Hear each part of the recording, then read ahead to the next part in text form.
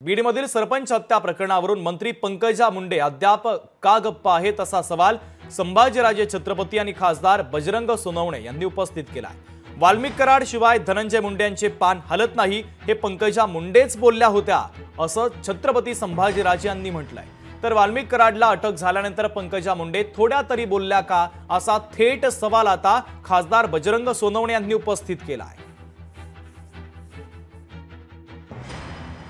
बोलायला पाहिजे ना, हा काय एका जातीचा विषय नाहीये, हा महाराष्ट्राचा अस्मितेचा प्रश्न आहे। सगळ्यांनी बोलायला पाहिजे।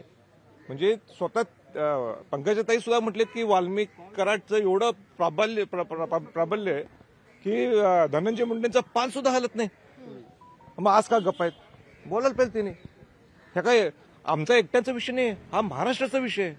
ज्या पद्धतीने क्रूर पद्धतीने हत्या केलेली आहे अशाच पद्धतीने चालेल मग महाराष्ट्रात त्याच्या पुढे हे परवडणार आहे का महाराष्ट्राला? मग कशाला आपण शिवाजी महाराज शाहू फुले आंबेडकरांचं नाव आपण घ्यायचं?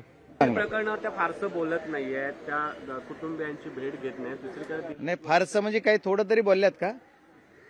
म्हणजे काहीच बोललेलं मी ऐकलेलं नाही, त्याच्यामुळे काही मला त्याच्यावर मी काय बोलावं, त्यांनी काय करावं हा त्यांचा अधिकार आहे। लोकशाही मराठी ऐका, पहा, जागरूक रहा।